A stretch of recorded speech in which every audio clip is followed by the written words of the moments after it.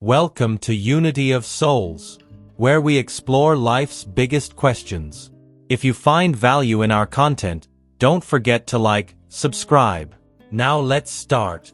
Ever wondered if you can be both deeply Christian and part of the LGBTQ community? Or if the Bible really says no to same-sex relationships? What if we've been interpreting things wrong all along? Today, we're diving into God and the Gay Christian by Matthew Vines, a book that's raising questions and shaking up perspectives worldwide. And here's the twist. Some of the Bible's strictest rules might not be about what you think. Before we jump in, let's lay the groundwork.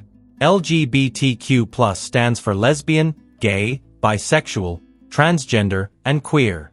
And even if you don't belong to this community, chances are someone you know and care about does, up to 10% of the population. So why has there been tension between LGBTQ+ people and faith communities? Why are so many believers feeling pulled between their identities and their beliefs? That's what Vines, a Christian and openly gay man, set out to answer. And here's the kicker.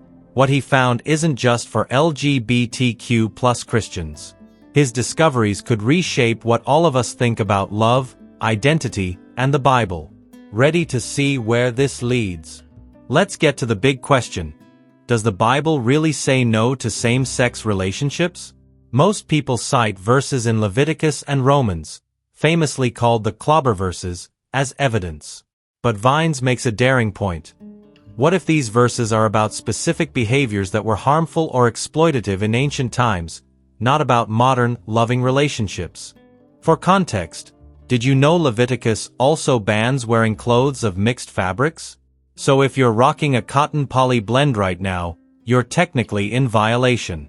Makes you wonder, are we picking and choosing? Or are some rules really meant for ancient times only? Here's a cool historical twist. Relationships back in biblical times weren't based on mutual love the way they are today. Often, they were between people of vastly different social ranks. Vines argues that it's not fair to apply rules meant for those relationships to modern, loving ones. Think of it this way. Should you use 2,000-year-old advice for today's relationships? Or maybe it's like applying medieval medical advice to modern healthcare. It just doesn't fit. Vines suggests that, above all, the Bible is about love, compassion, and commitment. He argues that these values can apply to LGBTQ+ relationships, too. And here's a fascinating fact. Over 50% of young Christians now support same-sex marriage. Could this reflect a truer understanding of biblical love, or are we straying from the Bible's core principles? This is a hot topic. Do you think love is the ultimate message of the Bible? Or are there boundaries that should stay firm, no matter the era? Drop your thoughts below. I'd love to know what you think. One thing that Vines highlights is that Christianity has already changed over time. Take slavery, for example. Early biblical teachings were later seen as outdated as society's understanding evolved. So he asks, shouldn't views on sexuality also adapt? Now, some might say this is a slippery slope, while others see it as spiritual growth. Fun fact, views on issues like women's rights, once controversial in Christian communities, have since evolved. So why not this?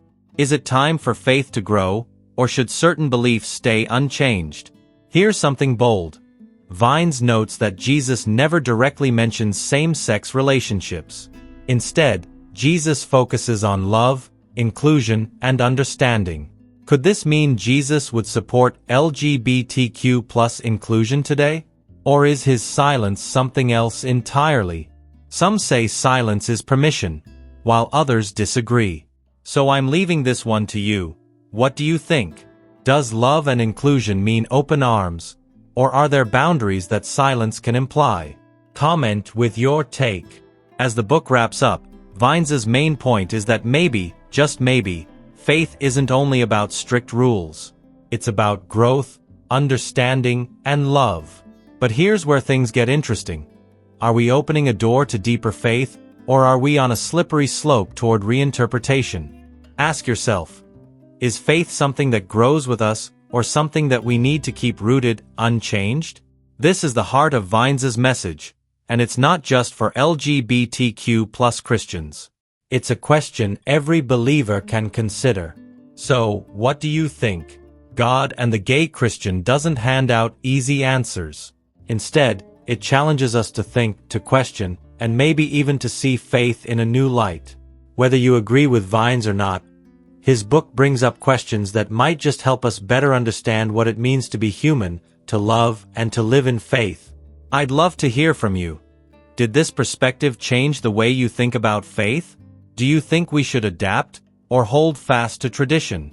Drop your comments below, hit that like button if this sparked any new ideas, and don't forget to subscribe for more discussions like these. Thanks for joining, and remember, sometimes the hardest questions lead us to the deepest truths. See you next time.